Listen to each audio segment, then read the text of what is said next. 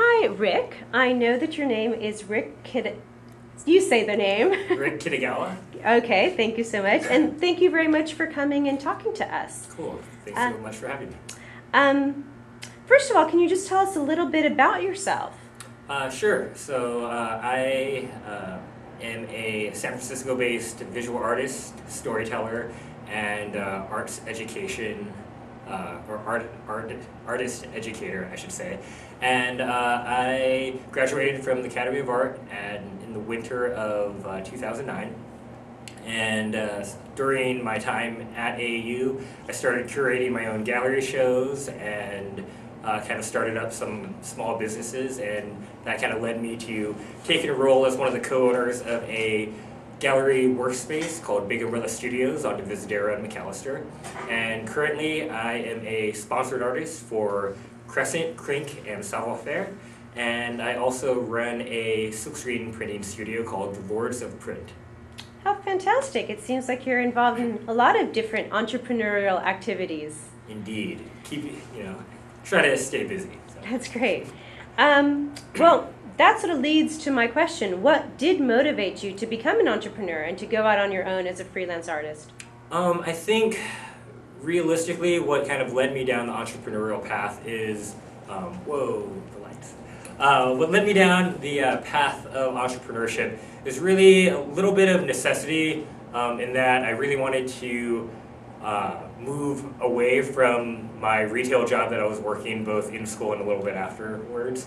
And also fear, in the way that I think being that a lot of the art I was making wasn't necessarily fitting in with the Academy's kind of styles and a lot of my classmates, I was really worried that I wasn't going to make it in the traditional gallery scene or as a professional illustrator. So I decided to kind of venture out on my own and build something myself, and that's what led me to curating gallery shows, eventually owning my own gallery, as well as really kind of diversifying my streams of income in terms of craft fairs and just doing a bunch of other things kind of in a roundabout, non-systemic way, I guess. Okay, great. Well, so a follow-up question to that is, was it more difficult to be an entrepreneur? Was it more difficult to be an entrepreneur than you expected? I think the Academy prepared me for a lot of the kind of the hard work and the late sleepless nights that you may have to put in as an entrepreneur. I think what was more difficult and what kind of surprised me the most was the idea that with all the freedom you get, being your own boss and, getting to choose what clients to work for and what hours to work, at the same time, you're also responsible for a whole lot more.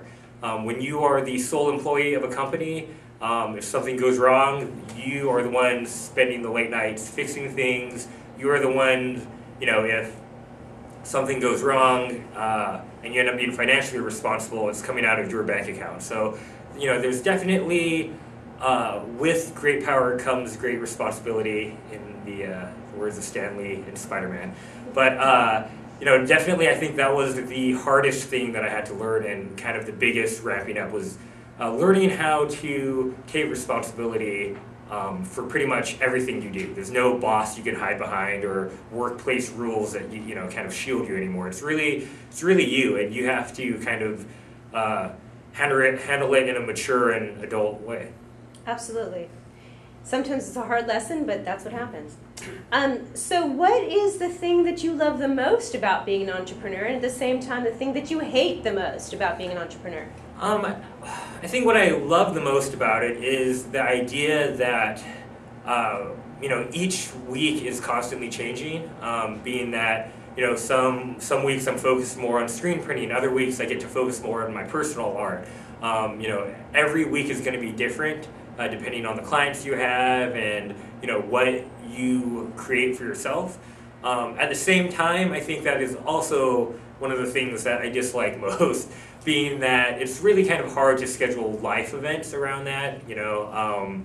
If you're trying to go out to a wedding or something and you're the only one there and you have to turn something into a client, you don't always get that opportunity to be like, oh, I'm just gonna take the weekend off, because a lot of times you can't. And there's definitely been days that I've had to go to work and then got dressed up, went to a wedding, and then came home and worked from midnight to 4 a.m. because when things need to get done, it's all on you. That's right. Somebody in the class had mentioned when your mouth is open, your business is open. And when you're not talking about it anymore, your business is closed. So Exactly. It is a 24/7 type of thing. Mm-hmm. Would you recommend entrepreneurship to students as a career path? I would say, especially in this modern economy, I think it's not really even an option. I think it's a necessity.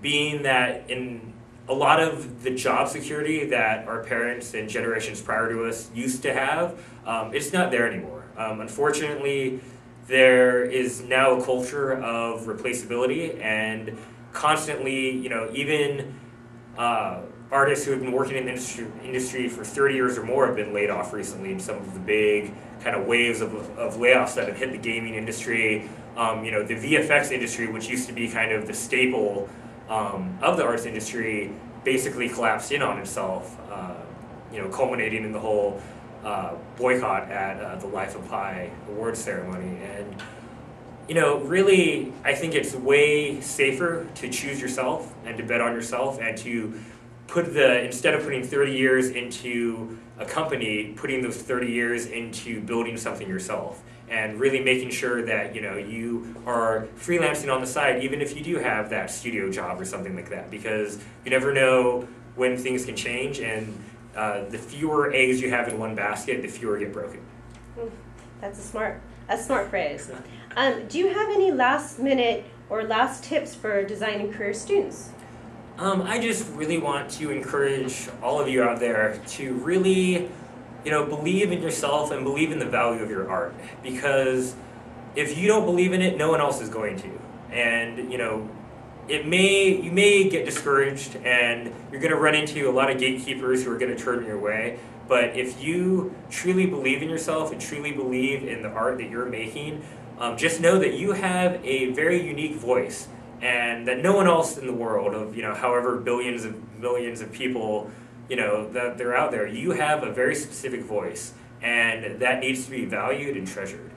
And, just make sure that you're doing something you love, because if you are doing something that you truly believe in and that you love, the money and the success and everything else, that comes naturally.